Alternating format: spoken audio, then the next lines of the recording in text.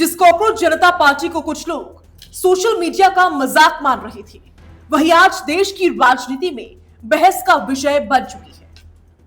लेकिन इस कहानी में सबसे दिलचस्प बात सीजेपी नहीं है, सबसे दिलचस्प बात है उससे जुड़ा विरोधाभास। अगर सीजेपी इतनी बड़ी ताकत है तो जंतर मंतर पर उम्मीद के मुताबिक भीड़ क्यों नहीं जुटी? अगर सीजेपी सिर्फ सोशल मीडिया का बुलबुला है तो फिर सत्ता पक्ष बार बार उसे विपक्ष का फ्रंट क्यों बता रहा है? अगर सीजेपी विपक्ष का नया चेहरा है तो फिर कांग्रेस और आम आदमी पार्टी उससे दूरी क्यों बना रहे हैं? और अगर ये सिर्फ एक छोटा सा आंदोलन है तो फिर अभिजीत दीपके के हर बयान पर इतनी बहस क्यों हो रही है? यही सवाल आज सबसे बड़ा सवाल है। दरअसल अभिजीत दीपके का आम आदमी पार्टी से पुराना रिश्ता किसी से छिपा नहीं है। मीडिया रिपोर्ट्स के मुताबिक वे दिल्ली चुनाव के दौरान आपके सोशल मीडिया और डिजिटल कैंपेन से जुड़े रहे थे। अमेरिका जाने से पहले उन्होंने मनीष सिसोदिया के समर्थन में पोस्ट भी लिखी थी। अरविंद केजरीवाल के साथ उनकी तस्वीरें और वीडियो भी सोशल मीडिया पर सामने आ चुकी है। और यही वजह है कि सत्ता पक्ष और उसके समर्थक लगातार ये सवाल उठाते रहे कि क्या कॉकरोच जनता पार्टी वास्तव में विपक्ष का नया प्रोजेक्ट है। लेकिन कहानी यही खत्म नहीं होती, क्योंकि अगर सीजेपी विपक्ष का ही फ्रंट है तो फिर विपक्ष खुद उससे दूरी क्यों बना रहा है? जंतर मंतर प्रदर्शन में न कांग्रेस खुलकर सामने आई और न ही आम आदमी पार्टी ने इसकी अगुवाई की। यानी एक तरफ सत्ता पक्ष सीजेपी को विपक्ष का चेहरा बता रहा है और दूसरी तरफ विपक्ष खुद उससे दूरी बनाए हुए, और यही इस पूरी कहानी का सबसे बड़ा विरोधाभास है। लेकिन एक और सवाल भी है, क्या सरकार ने सीजेपी को हल्के में ले लिया है? शुरुआत में बहुत से लोगों को लगा था कि ये कुछ दिनों का सोशल मीडिया ट्रेंड है और समय के साथ खत्म हो जाएगा।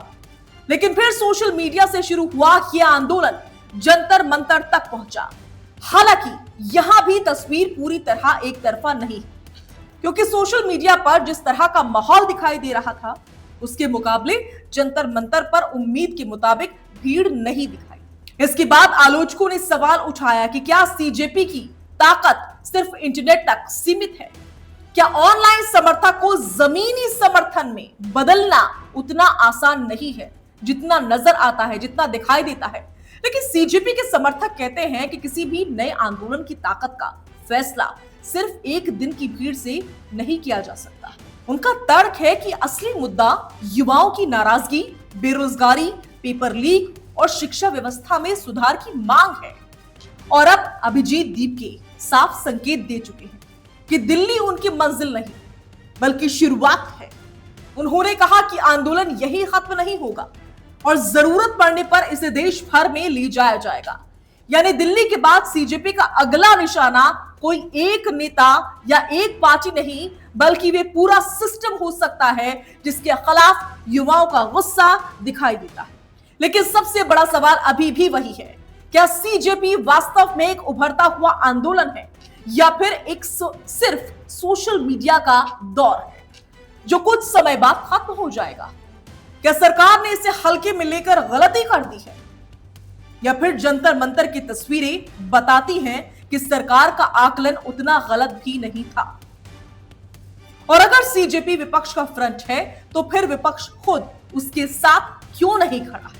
शायद इन सवालों के जवाब अभी किसी के पास नहीं है, लेकिन इतना जरूर है कि दिल्ली के बाद अब सबकी नजर सिर्फ एक चीज पर टिकी हुई है, आखिर अभिजीत दीपके का अगला कदम क्या होगा?